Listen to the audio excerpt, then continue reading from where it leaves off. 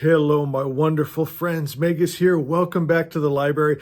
I am so excited about today's video because we're going to talk about the number one favorite book should be the one that you write with your very life.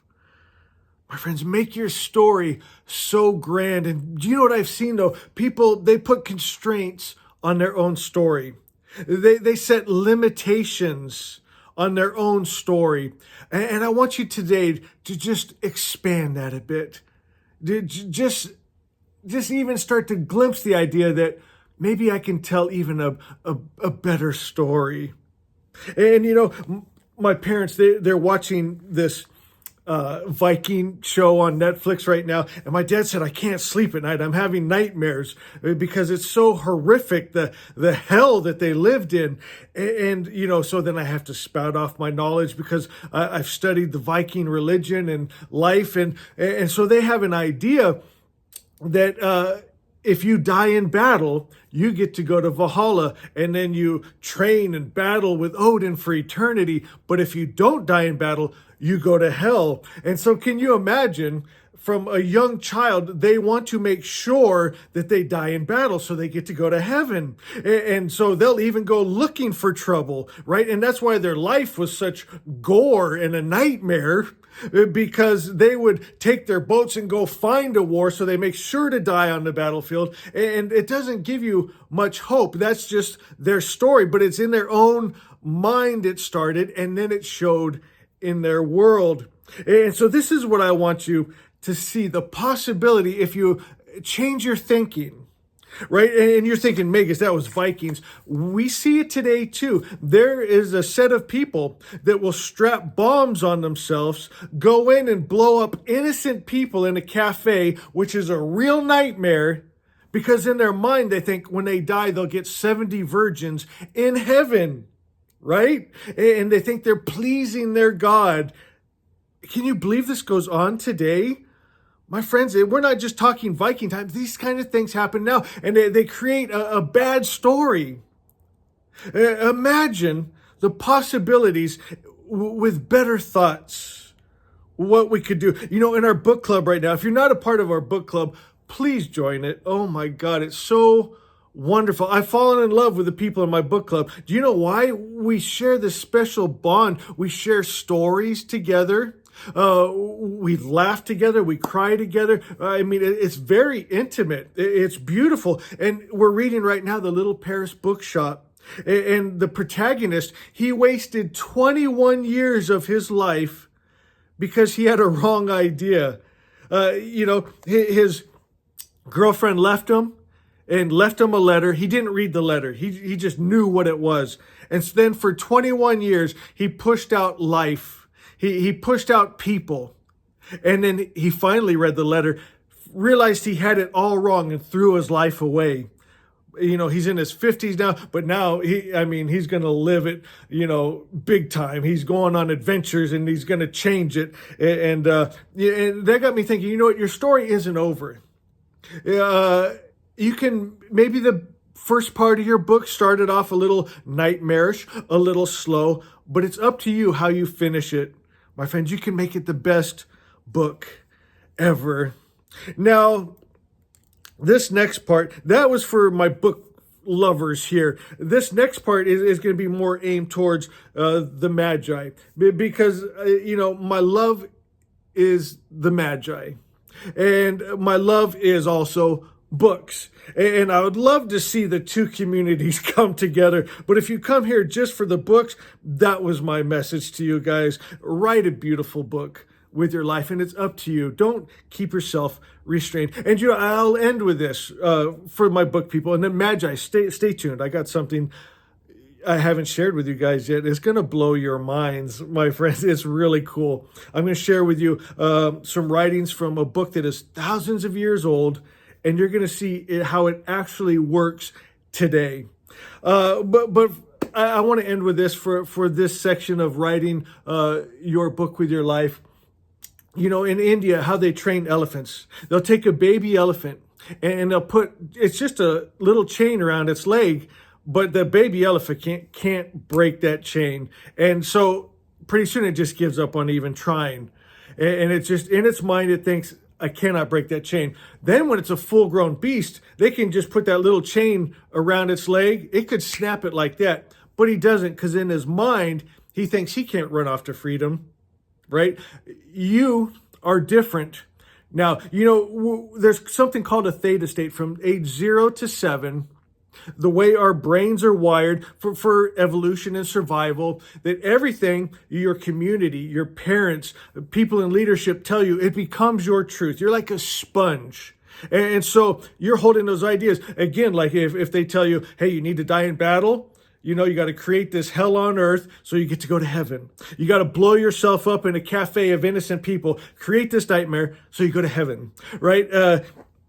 If you believe that, you're chained to it. And that's what your world looks like. Now you have proof also, right? Because your world is hell and a nightmare. And you think that's just how it is. It's a change of thought. You can start programming your own mind now. They programmed you from age 0 to 7. Matter of fact, the Jewish people have a saying, give us the child from 0 to 7, we'll give you the man. And all the programming happens. Then reprogram yourself today. Start thinking higher thoughts, better thoughts. Break those restraints so you can write a better story. Okay, I cannot wait to share this with my magi now. Spells. Spells are written in 3 parts. And when you bring the 3 parts together is when the magic happens. You see this in a Shemvahu. You see this in Yata'ahu. It's when the 3 become 1. And so a Shemvahu, the first third, you partner with the all good spirit. Second third, you partner with the magi that were, are, and shall be. When the prayer is finished, all the holy spells that were ever prayed or will ever be prayed or written become yours. Now, about a month ago, I was thinking about this. And well, let me start with this. I went book shopping. Matter of fact, I did a book haul. I made a video about it. Best day ever. Then I went to the grocery store. I was getting ready to pull out of the grocery store, bring my groceries home, put my books on the shelves, make my video. And a voice so clear, it's like someone sitting in the seat next to me said, do not back up right now. And so it was so clear, I put it back in park and just sat there and wait. A couple of seconds later, a car whizzes right behind me like he was looking to get hit. And so in my mind, I'm thinking he's looking maybe for reverse lights to try to create an accident. And so I go, I'm going to watch him for a second. Just a few seconds later, that's what he did. He saw a car pulling out, created an accident. And I was thinking, I'm so grateful. I'm hearing so clear right now from the magi that were, are, and shall be. And I thought, while I have you here, this is a month ago, I'm a little concerned about my YouTube channel. We've been doing this for 8 years. And I want to get this message to more people. And in 1 month, my friends, we have done what it took us 8 years to do. In views, in subscribers, it's doubled. What took us 8 years to do, we did in 1 month, my friends. And that's a Shemvahu when you partner, right? And it's also goes along with what we're talking about. Write a better story. Instead of having a YouTube channel where I'm depressed when I come every day, hey, how about in a month we did what we did in 8 years and now I'm excited again. We write our own stories. What can you believe? If you can think a better story, tell a better story, you're going to live a better story. Your favorite book will be the one you write with your very life. Now, I want to share with you guys, from my magi that are still here, I get dreams and visions. My dream last night was so powerful. Oh my God. And funny. It's hilarious. So I'm in like this, almost like an arena, and there's like a grass field and there's people all around and the religious leaders from all over around. And they call me out. They say, Magus, we know you're a prophet. What does Spirit say? And I go on to tell them, and I do it in my usual kind of joking way, but with a serious message. And I said, imagine a world where all the world religions, now get this, in this arena is all the world religion leaders, right? And I said, imagine a world where all the world religions have created a God. And I said, and I know this is going to be hard to even wrap your mind around, but just work with me, guys, because I'm going somewhere with this. But I need you to understand this.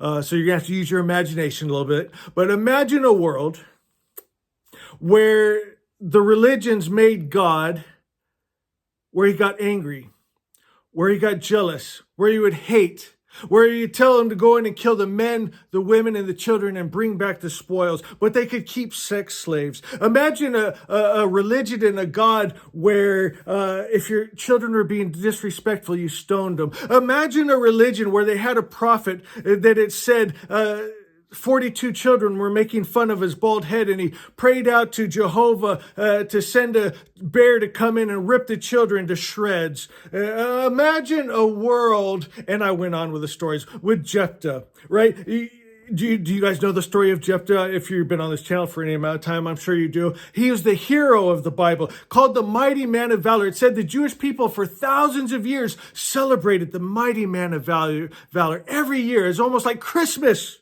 What did he do? He told Jehovah, if I go in and kill the men, women, and children, bring back all the treasure. I will sacrifice up to you as a burnt offering the first person that walks out of my home. He goes in and does it. Horrific. Talk about a nightmare. What does it sound like to kill women and children begging for their lives? It's a nightmare. Started right here.